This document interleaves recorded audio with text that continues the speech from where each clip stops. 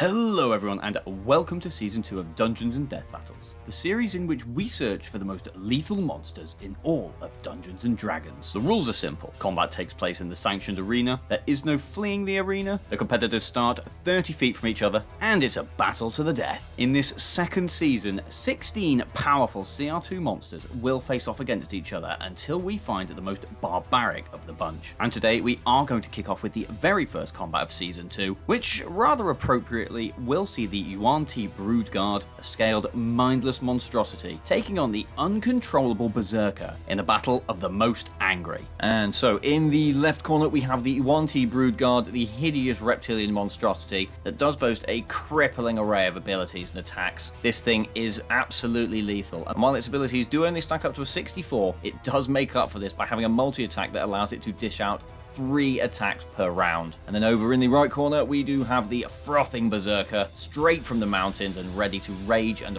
pummel its opponent into nothing more than a bloody pulp. The Berserker does have the clear hit point advantage with 67 over the Yuan-Ti's 45, and it does also have the statistic advantage with 74 points to the Yuan-Ti's 64. Although, as we have just mentioned, the Yuan-Ti does have that huge multi-attack, allowing it to make 3 attacks per turn, as opposed to the Berserker's single Great Axe attack per turn. Also, both these creatures possess the Reckless ability, which should make for some interesting combat turns. But with the analysis concluded, it's time to get into some combat and roll in for some initiative. So coming in first with the Yuan-Ti Broodguard, the Reptilian Raider coming in with a +2 to its initiative here. Let's see what it can get. And that is a 7 +2 for 9. It's not the greatest start in the world, but let's see if the Berserker can do any better. And so Berserker rolling in a +1 to this, looking for a 9 or higher. And that is a stone cold natural 1. A brilliant start for the Berserker here in the second season of Dungeons & Death Battles, which will be seeing it go last in combat. Now with initiative out of the way, the Yuan-Ti Broodguard is going to waste no time at all and is going to move its full 30 feet of movement to get into combat with the Berserker. It is then of course going to use its ability to go reckless, its cold-blooded reptilian mind focused on one thing and one thing alone, murdering the humanoid that stands in front of it. Now because of its reckless ability, it is going to get advantage on all melee attack rolls it makes against the Berserker during this turn. However, the Berserker will in turn get advantage against the Yuan-Ti Broodguard when it comes around for its turn. But that does of course mean that the Yuan-Ti Broodguard is going to start to roll in some attacks, and we're going to come through with that bite first. And of course these attacks are at advantage, so bite coming in hot, looking to beat a 9 on the dice, and that is a 19, definitely beating that 1 on the other die, but that is going to hit, which does of course mean that it is now coming in with 1d8 +2 points of piercing damage, and that is a very solid 6 right there, of course with that +2 bringing that up to an 8,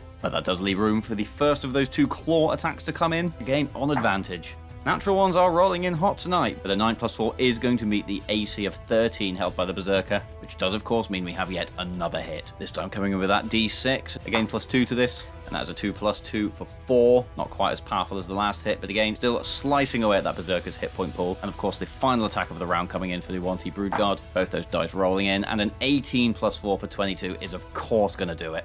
And it rolls in yet another d6 worth of damage. And this time a 4 + 2 is going to total 6, and that has made for an incredible round of damage from the Yuan-Ti Broodguard, with 18 total getting dealt there. But that does however mean we are going to hand over to the Berserker and see if it can put down the pain on its cold-blooded opponent. Now the Berserker of course also in possession of the Reckless ability, which it will of course be using, frothing furiously as it engages its enraged foe, going blow for blow with pure red mist induced abandon, as it is likely to do for every other turn in this combat. Unfortunately, it does only get 1, however it is hitting with a higher damage dice, so let's see what it can do. And rolling in there with a 10 + 5 for 15 is going to beat the Yuan-Ti Broodguard's 14 AC. Does mean that we can roll in some damage for the Berserker. So rolling in 1d12 + 3 right here, and that is a 3 + 3 for 6. Again, not the biggest hit in the world, but now of course with that in mind we do hand back over to the Yuan-Ti Broodguard, which is going to recognize its upper hand here and is of course going to go reckless once again. So rolling in for that bite attack first. And that is 2 3s right there, which is not going to do it. Yuan-Ti Broodguard failing to find a hole in the Berserker's defense, but it will roll in with the first of its claws, and that is much more like it. Once again, an 18 + 4, totaling 22 right there. So let's roll in that damage. There's 1d6 +2 slashing damage coming straight through, and that's a 3 + 2 for 5. Once again, a little bit of attrition here is going to see the Yuan-Ti Broodguard through, and of course it does have one final claw attack. That's rolling in with a 13, which matches the AC anyway, but of course with that +4 bringing that up to a 17, it's a sure thing. And once again, rolling in with that d6. And once again, sure but true, a 3 plus 2 making for 5 points of damage. That's another 10 points of damage that round there from the Yuan-Ti Broodguard. Chipping away ever more at the Berserker's slightly increased starting hit point pool. But we do now come back round to the Berserker, which does once again have advantage against the Yuan-Ti due to its reckless ability. And they really are just going tit for tat here. Advantage against advantage, which does mean rolling in some more dice. So, Great Axe attack coming straight for that Yuan-Ti. And that is an 11 plus 5 for 16.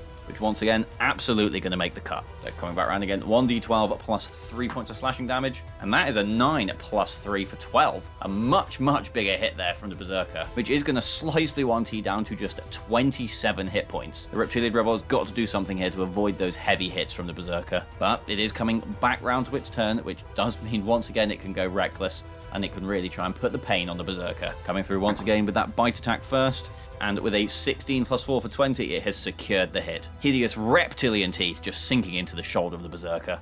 As we roll in with that d8, and that is a 5 plus 2 for 7 points of damage. Again, Berserker not looking too great after that one, but still definitely capable of standing. However, the Yuan-Ti does of course have 2 more claw attacks, so coming in with the first, and once again an 11 plus 4 for 15 will do it. Coming through with that d6 plus 2. Once again, 4 plus 2 for 6. Can it make a full round of attacks yet again here as it comes through with yet another? With all these advantages, I'm very surprised we've not seen a natural 20 yet. Let's see if I've just jinxed it. And with a 6 plus 4 for 10, that is in fact just not going to hit at all. So definitely no jinxing here from me, as we do hand back over to the Berserker. Standing strong on 26 hit points, it is going to come back across again with another Great Axe attack, looking to put an end to the Yuan-Ti's rampage as soon as possible. And at advantage, that may be a slightly easier task. So once again, Berserker rolling in, and that's a 7 plus 5 for 12, which is not going to do it. Combat moving forward slightly slower as these two guys are just going blow for blow with each other. But that does leave the Yuan-Ti free to go reckless once more and come back in for 3 more attacks. The Berserker really needed a hit there, so once again coming in with that bite attack at advantage, plus 4, and plus 4 is going to do it with that 11 plus 4 making 15. Once again shooting in with that d8 plus 2. Now once again a 5 plus 2 for 7, Pete of last time right here from Yuan-Ti. But let's see if it can do any better with this second claw attack. Will not miss this time with a 14 plus 4 for 18, making its mark. Now once again rolling in that d6 plus 2. Once again a 4 plus 2 for 6. Is currently a complete repeat of last time. Now let's see if it can land that final hit. And that is a 17 plus 4 for 21, which means it does get a full round of attacks in, rolling in that d6 plus 2 yet again. And that, there we go, we finally have a maximum hit on the die, which of course 6 plus 2 totaling 8. A very solid round there from the Yuan-Ti, leaving the Berserker on just 5 hit points remaining. Now it's not looking good for our foam frothing friend, but we are going to see if they can put the hurt on the Yuan-Ti at least one final time in this combat, as they once again roll through with advantage with that Great Axe. And that is a 19 there, almost getting the natural 20, but 19 plus 5 for 24, of course hitting the mark. And then of course rolling in with that 1d12 plus 3 points of damage. Let's see what it can do. That is a 5 plus 3 for 8 points of damage. Again, bringing the Yuan-Ti there below 20 hit points. A very solid strike there from the Berserker. But of course the Yuan-Ti is once again going to go reckless and is going to drive 3 more attacks towards the Berserker. And with 5 hit points remaining, it's not looking good. But stranger things have happened. And let's roll in for that bite attack. But with a 14 plus 4 for 18, that will of course land. And the Berserker is now susceptible to that 1d8 plus 2 points of piercing damage. Yuan-Ti rolling in, but that is a 1 plus 2 for 3, bringing the Berserker down to just 2 hit points. At this point, it feels like the Yuan-Ti is just toying with its opponent, trying to eke out the very last pieces of pleasure it can get from this combat, as it rolls in once again on advantage.